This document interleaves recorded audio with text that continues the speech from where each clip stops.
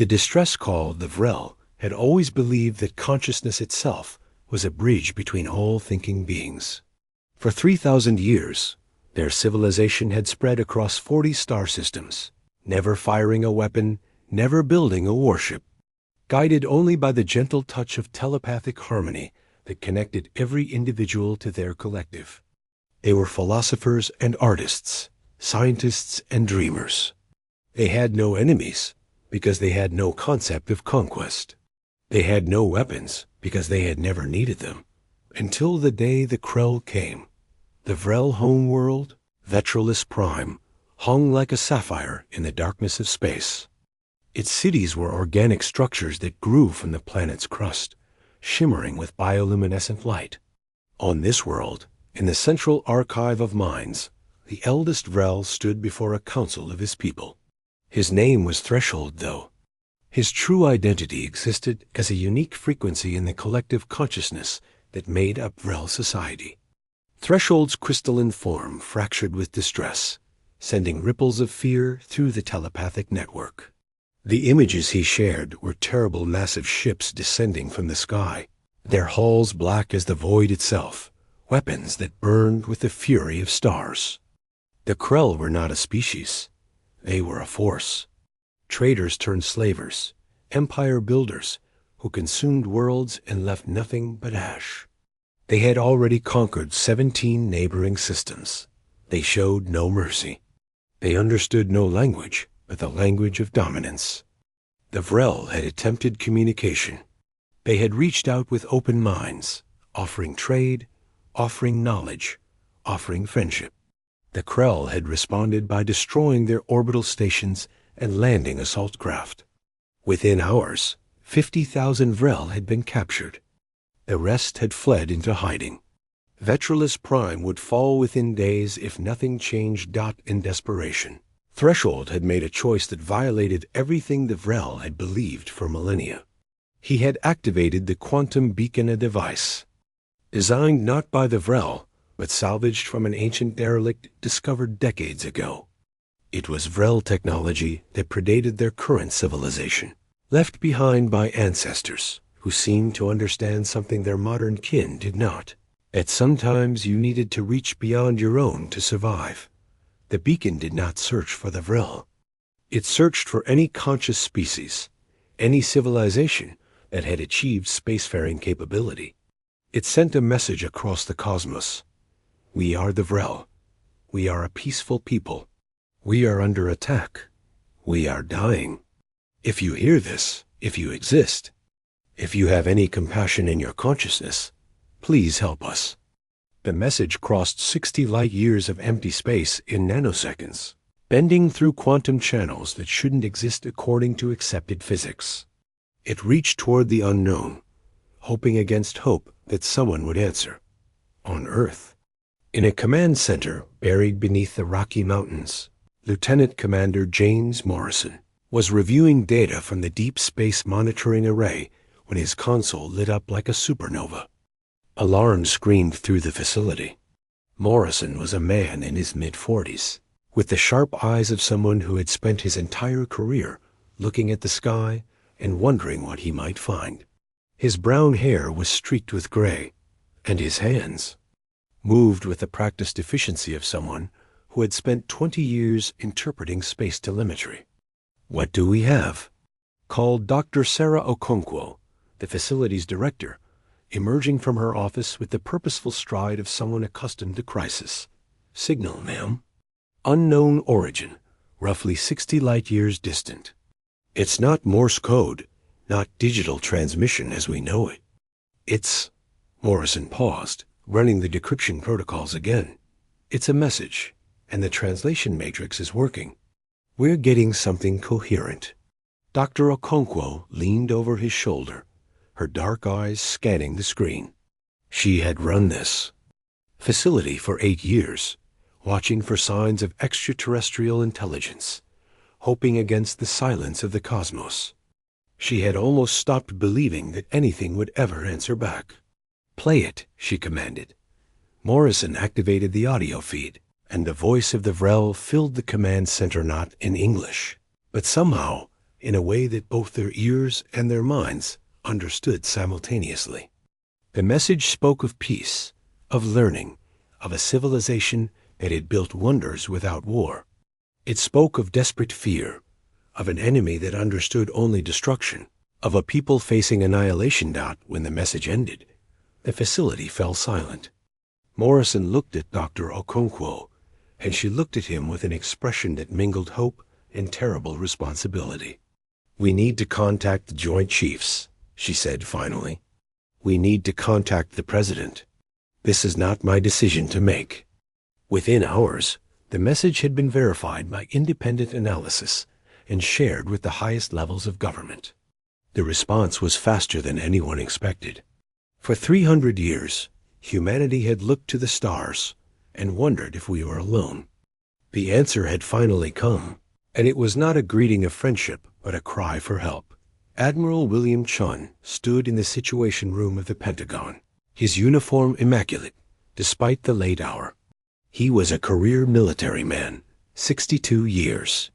Old, with a record of service that spanned from terrestrial conflicts to the establishment of humanity's first deep space military installations. He had never fought an alien species. No human had. But he had spent 30 years studying conflict dynamics, preparing contingencies, planning for the moment when humanity would finally encounter intelligence beyond its own world. "How long until we can have a response fleet assembled?" he asked. "The nearest task force is at Station Liberty, orbiting Mars," replied Commander Patricia Reeves, his adjutant. "They can be ready for departure in 4 hours. 12 destroyers, 3 cruisers, and support vessels. It won't be a large force, but it will be fast." "And the Vrel?" "Still transmitting distress signals. The interval between messages is decreasing. Analysis suggests their situation is deteriorating rapidly. The Krell have established a blockade. The Vrel population in hiding is estimated at around 2 million. The captured population is unknown." Admiral Chun closed his eyes for a moment.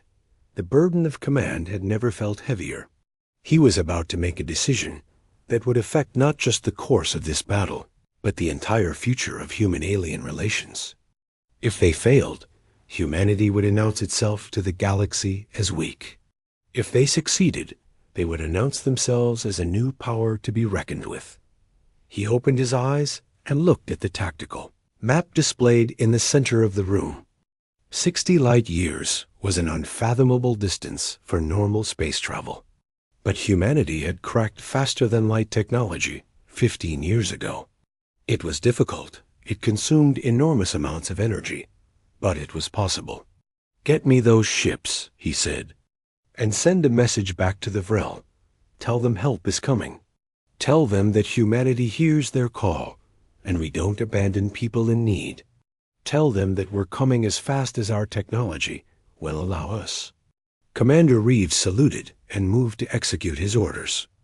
Admiral Chun remained, staring at the map, thinking about the ancient words that had guided military philosophy for thousands of years.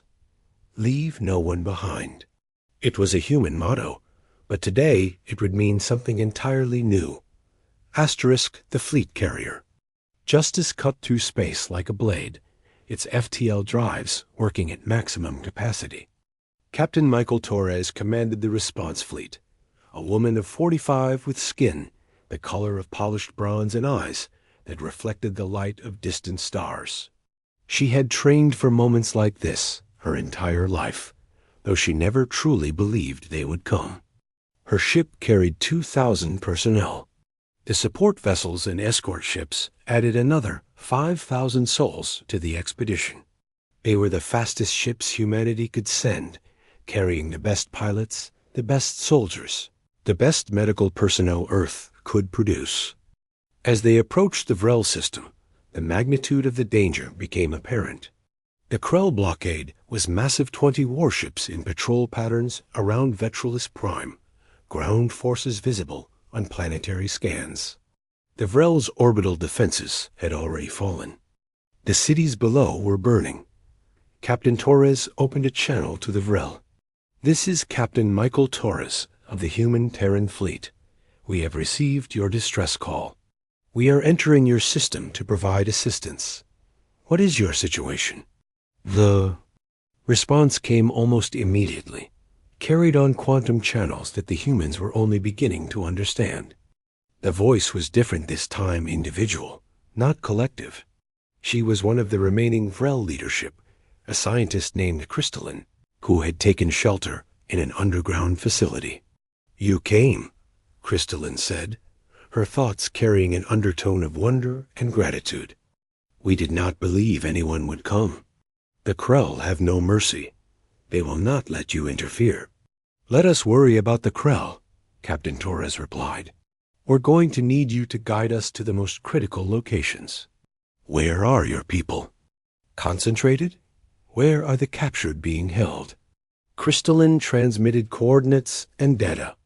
The Vrel had mapped their own world completely, and they shared this information freely with their unexpected saviors.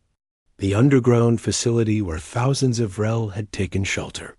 The processing centers where the captured were being held for transport off-world. The energy conduits that powered the Krell ship's weapon systems. Asterisk.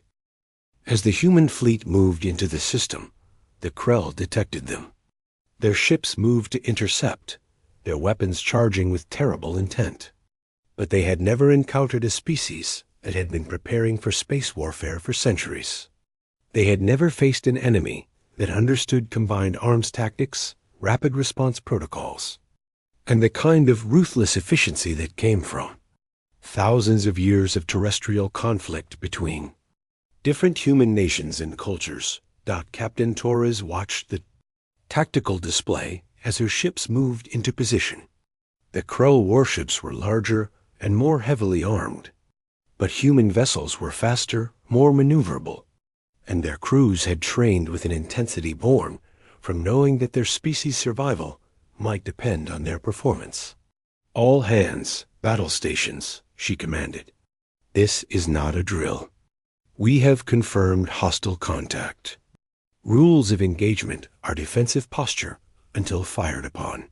The first Krell attack came as brilliant red beams of coherent energy that tore through space toward the human fleet. But humans had learned to see such attacks coming, had learned to calculate trajectories and dodge patterns. The Justice banked hard, her drives screaming as they pushed the ship to impossible angles. And then human weapons answered back. Railguns fired with the sound of thunder, their hypersonic projectiles punching through Krell shields with devastating force. Missiles launched in coordinated waves, each targeting calculated to exploit weaknesses the human tactical computer had already identified. From initial scans, the first Krell warship exploded in a cascade of nuclear fire. The battle raged for 3 hours. It was not a victory born from overwhelming force, but from superior tactics and training. When the last Krell ship broke formation and attempted to flee, Admiral Torres made a choice. She ordered the fleet to let it go. They were here to rescue the Vrel, not to wage total war. The ships that remained turned toward the planet below. On Vetralis Prime, Crystalline and her people watched from their hiding places as the stars above erupted with light. The Krell ships had fallen. Their enemy had not won, but had been driven back. And it was the humans who had done it. For the first time in their long history, the Vrel understood that sometimes peace required those who were willing to fight. Asterisk the rescue and revelation. The landing was a coordinated operation that would have seemed impossible just hours before. Human dropships descended through the Vrel atmosphere, their heat shields glowing like meteors against the pale blue sky. Below, on the scorched surface of Vetralis Prime, the processing centers that the Krell had established still smoldered with residual heat from the orbital bombardment. Major Elena Vasquez led the first ground team down. She was a compact woman of Spanish and Korean descent, with black hair pulled back in a severe bun and eyes that had seen too much of war. Her squad consisted of 30 soldiers, all trained in rescue operations, all carrying equipment designed for extraction rather than conquest. This was humanity's first contact with alien life, and Vasquez was determined that it would be remembered for mercy rather than violence. Deathworld in hiding had provided detailed schematics of the processing centers. The structures were not fortresses, but facilities designed for holding and processing captives. The Krell soldiers still present in the centers, numbered in the hundreds, scattered across multiple locations. As Vasquez's team approached the first facility, they encountered Krell resistance. The aliens were humanoid in basic structure, but roughly 7 feet tall, with tough gray skin and limbs that moved with unsettling speed. Their weapons fired bolts of coherent energy that burned with terrifying intensity. Vasquez's soldiers moved with practiced precision, using the building's architecture to their advantage. One soldier, Private James Chun, identified a ventilation system that ran parallel to the main resistance point. While the main team provided covering fire, a small team of engineers used charges to open the vents and move through the building's interior. From above, they were able to position themselves to take the Krell defenders from an unexpected angle. Within 30 minutes, the resistance in the first center was neutralized. What they found inside changed everything. The processing center held 700 Vrel, packed into containment units that barely allowed them to move. But it also held representatives from 32 different species. Some were humanoid. Others were radically different creatures that floated through specialized containers filled with liquid. Beings made of crystalline structures similar to the Vrel. Entities of pure energy contained in magnetic fields. The Krell had not just been enslaving the Vrel. They had been conducting a galactic slave trade, capturing intelligent species from across known space. Major Vasquez's radio crackled to life. Major, we're getting reports from other landing zones. Same situation. Multiple species in containment. Some of them are in critical condition. We're going to need medical teams everywhere, and we're going to need them now. Back on the Justice, Dr. Marion Wu received the report and mobilized her medical teams. She was a woman of 63, a veteran of 100 crisis situations, and her mind worked with the efficiency of someone who had spent 4 decades learning how to save lives. The challenge now was beyond anything in her experience. She was about to treat members of alien species with alien biology, using only basic information transmitted by the Vrel. Get every medical officer we have, she commanded. Start with the Vrel. We have the most data on their physiology. But establish rapid response protocols for the other species as well. And get me the Vrel scientists who transmitted their biological data. They're going to be our consultants, whether they like it or not. Asterisk. The rescue operation transformed from a military mission into a humanitarian crisis response in a matter of hours. Human soldiers worked alongside Vrel civilians to extract the captive species from the processing centers. The human dropships, designed for military transport, were repurposed to carry medical equipment. The Justice itself was transformed into an orbital hospital, with every available space converted to medical bays. Crystalline herself took on the role of liaison between the human and Vrel populations. She came aboard the Justice to consult with Dr. Wu on medical protocols, and as she walked the corridors of the human ship, she experienced wonder at every turn. Humans moved with purposeful haste, but their movements were not aggressive. They were directed with absolute focus toward the mission of rescue and healing.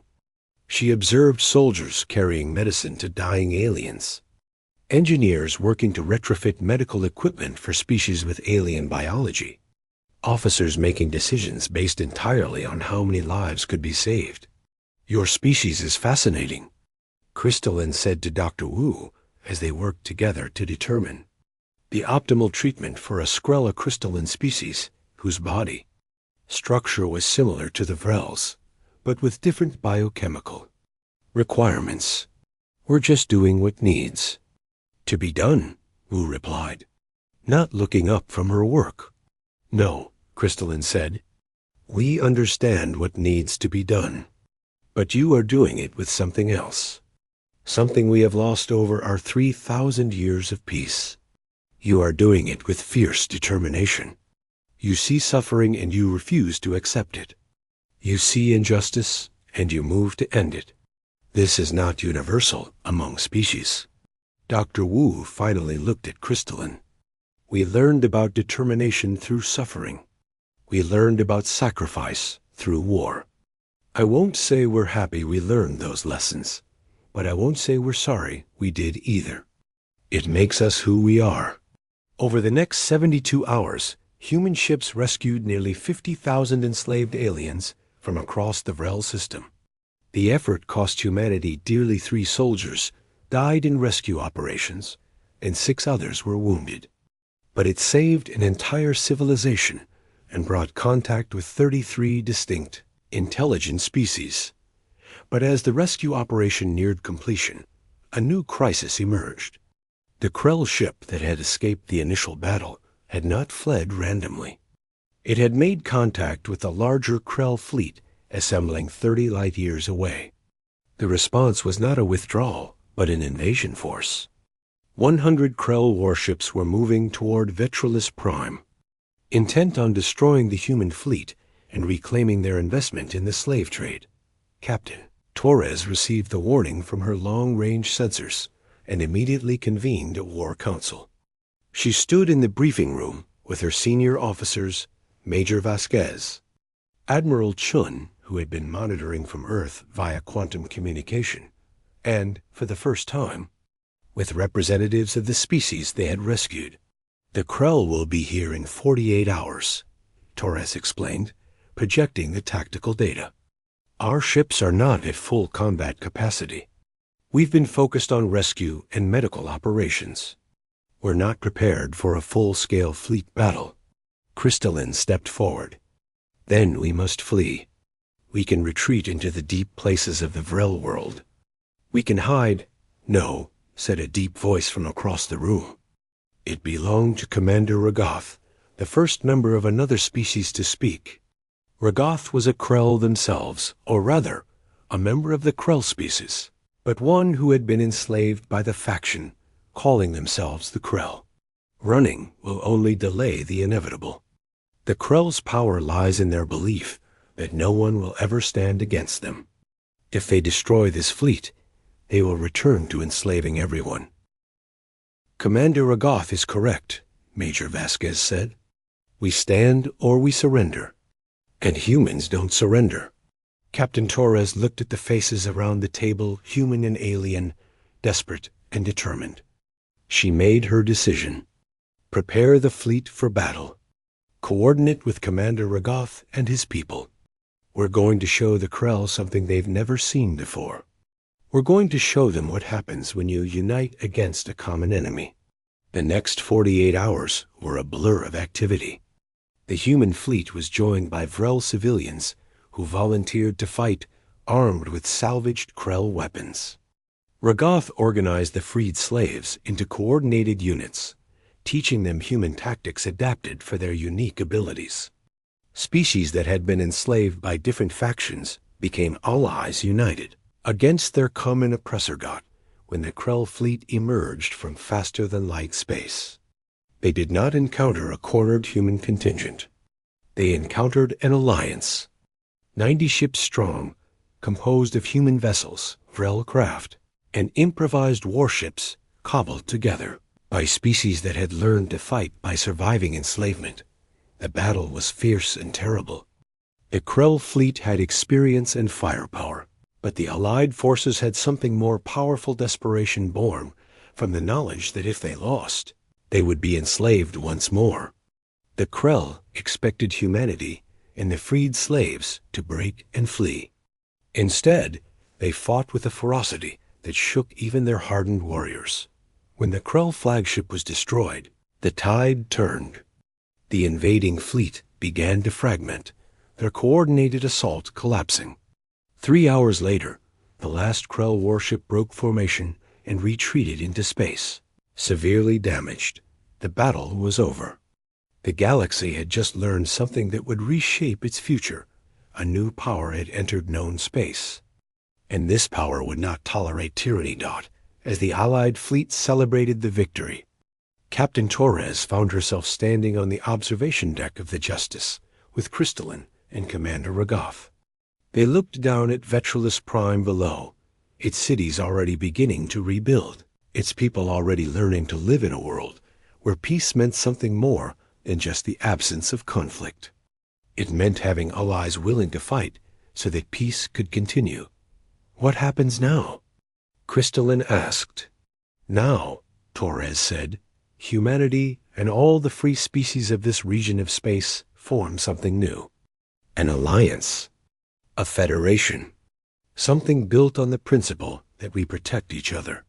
That tyranny will not stand as long as we stand together. Ragoff, his Krell features somehow conveying something like hope, nodded. The age of enslavement is ending. The age of alliance is beginning. And in the darkness of space, a new light was born, not the light of war, but the light of cooperation, forged in battle, tempered by sacrifice, and burning with the promise that the future could be different from the past. Asterisk.